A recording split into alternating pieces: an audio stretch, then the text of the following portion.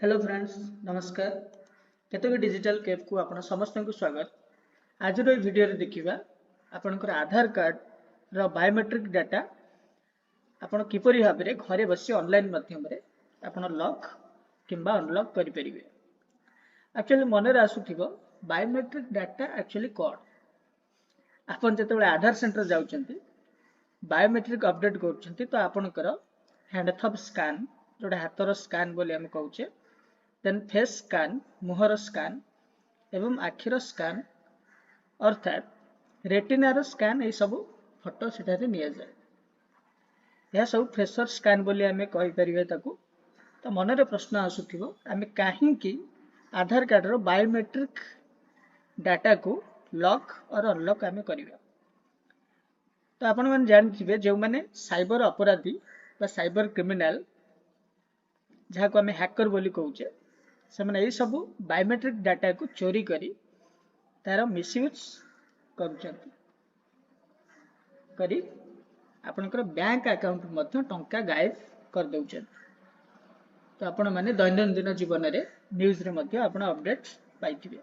तबे चलन देखिबा आपनकर आधार कार्ड रो बायोमेट्रिक डाटा को आपण किपरि भाबे लॉक और अनलॉक करि परिबे।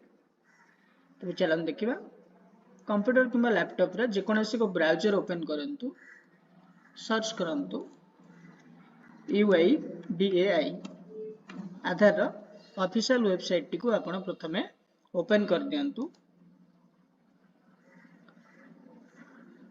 ओपन कर साला परे टिके तळ को स्क्रॉल डाउन कर दियंतु। एठार देखंतु आधार सर्विसेज रो ठीक तळ को लिखा हैछि लॉक और unlock biometric. Then welcome to my Aadhaar. एठारे आपन को प्रथमे कोन करिया पड़िबो, लॉगिन करिया को पड़िबो। एठारे आपनकर आधार नंबर टी को आपन एठारे दे दियंतु।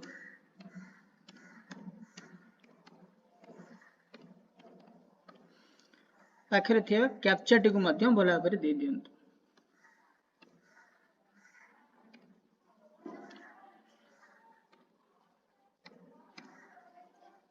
देन सेंड ओटीपी पर क्लिक करंतु।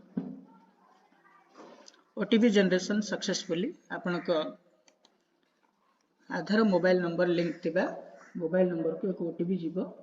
से ओटीपी टी को आपन एठारे दे दियंतु।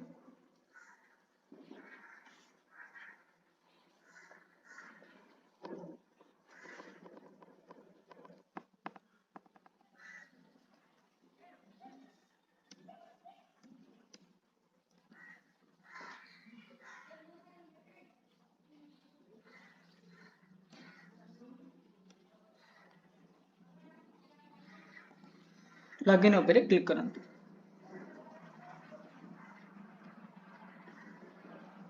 Sorry, we could not complete your request due to temporary errors in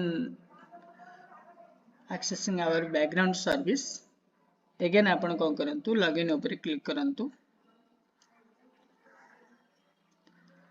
आपनकर आधार नंबर टे पुनः एक बार दे दियंतु।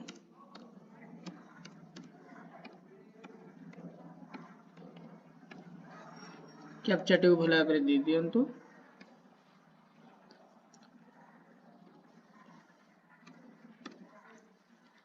देन सेंड ओटीपी ऊपर क्लिक करंतु। OTP generation successfully OTP T ऊपर दे दियंतु।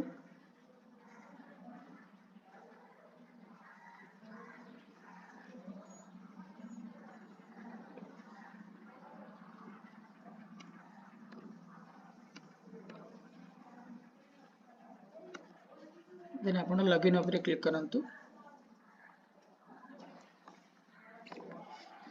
एठारे आपनकर अकाउंट टू लॉगिन हे गला। देन आपण ठीक तळ को देखंतु लॉक और अनलॉक बायोमेट्रिक्स तारि ऊपर एठारे क्लिक करंतु। देन एठारे देखंतु आपनकर एठी दुई प्रकार ऑप्शन रहउची। Please use this service from the dashboard to lock or unlock your biometrics. When you lock your biometrics, that is fingerprints, iris and face, आपण एठरे दुईटी ऑप्शन देछि। आपण भला भाबरे टिके पढि दियंतु। देन आपण नेक्स्ट ऊपर क्लिक करंतु। एठर देखंतु I understand that after locking my biometric I will not be able to perform biometric authentication until I unlock my biometrics जे पर्यंत आपण जदि थरे यूज कर देबे लॉक कर देबे आपण न चाहले पर्यंत बायोमेट्रिक कोनोसी प्रकार कार्य हेई परिबा नाही एडी अंडरस्टैंड टिक ऊपर क्लिक करंतु देन नेक्स्ट ऊपर क्लिक करंतु एठर देखंतु आपनकर योर बायोमेट्रिक्स देन आपण डैशबोर्ड ऊपर क्लिक कला परे एठर देखंतु आपनकर अकाउंट ऑलरेडी लॉक हे सारी आपण ठीक सेम प्रोसेस रे आपण चाहले आपण अनलॉक मध्य याको आपण करि परिबे ठीक से बळी नेक्स्ट ऊपर क्लिक करंतु देन एठर देखंतु दुई प्रकार ऑप्शन आछि फॉर शॉर्ट टाइम ड्यूरेशन अल्प समय पई एटा until next time you unblock पर्यंत आपनक पसंद अनुसार आपण अनलॉक मध्य आपण करि परिबे टेम्पोररी पई कि अंटिल नेक्स्ट टाइम टिक ऊपर क्लिक करंतु देन एडी मु किछि समय पई अनलॉक करिया पई चाहूची देन नेक्स्ट ऊपर आपण क्लिक करंतु एटा देखंतु your biometric have been unlocked successfully till 3 January 2024 time मध्य दे देछन if you want to permanently unlock please revisit this service from dashboard एही भली भाबरे आपण घरे बसी ऑनलाइन माध्यम रे आपण निजर बायोमेट्रिक डाटा को लॉक एवं अनलॉक करि परिबे जदि वीडियो टी भल लागि तब लाइक शेयर एवं सब्सक्राइब करंतु धन्यवाद।